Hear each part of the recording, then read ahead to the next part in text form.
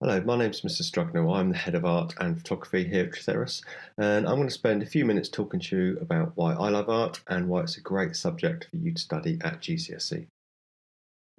I myself studied art at GCSE. I also did A-level. I went on to do art at a foundation course and then did a fine art degree. But as a child, I was always drawing from a very early age, fascinated with art, craft, making stuff. My great aunt and my nan were both artists of sorts, not professional artists, but were always painting, drawing. There was art materials around when I used to go over there and spend time. So that's where I kind of really first found my interest and love in the subject, and that kind of evolved through education. Personally, for me at school, the art room was this fascinating kind of cave of creative stuff happening all the time. I loved the art teachers, and that's where I spent all my time. So, why do I love art so much? I guess that's the big question. And putting it simply in one word, it's magic. People often think of art being something separate to their daily lives that happens in galleries, museums, but it doesn't. It's everywhere. If you think about the clothes on your back, the trainers on your feet, the glasses on your face, the movies you watch, the TV, the chair you sit in to do that, the car you drive, the list goes on. All these things have been imagined and brought into this world through creative thought and quite often start with something as simple as pencil and paper. But it's not just about the making, the designing, the things in the material world. Art also has the power to communicate. It has the power to shape ideas. We communicate feelings, emotions. We can change the way people think. We can change the way people view the world, and ultimately even question it too. The joy of making, creating, is in our DNA. Look at how far we have evolved as a human race. We are all creatives. We need to keep hold of this, the joy of playing, exploring, experimenting with our hands and our minds. It's delving into the world that can't be explained through an equation or a sum, the unquantifiable, or even the unknown world. So this is all well and good and probably does sound a little bit fluffy. So what will art at GCSE actually give you?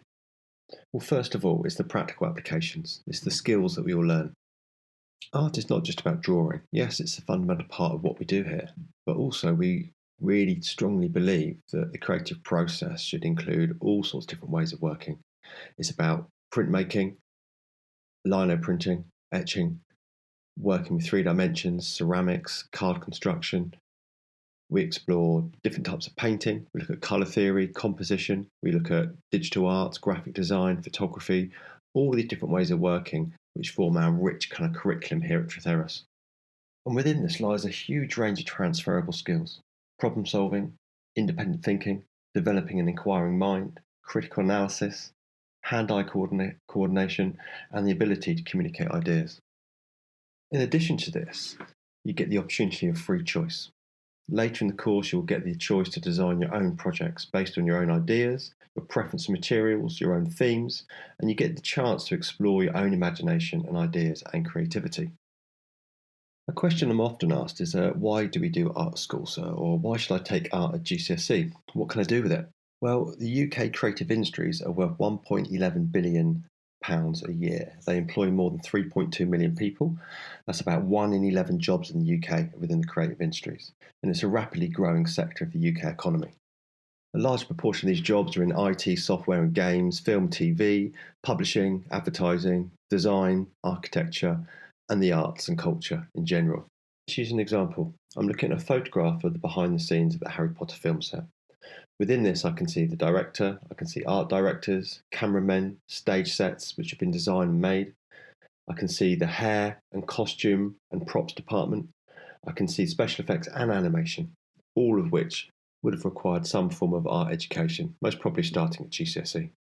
So whether you've got your heart set on a career in the art and design industries, or whether you just really enjoy the subject and just want to enjoy sitting in art and creating and using the right side of your brain, doing something different from the rest of your more academic lessons. Or if you're undecided on what you want to do as a career and just want a really good, solid GCSE, I hope this podcast has helped make up your mind and given you a bit more information. If you need any more, please come and speak to myself, Mr Strugnell, or any of your art teachers, and we'll do our best to help you. All the best. Take care.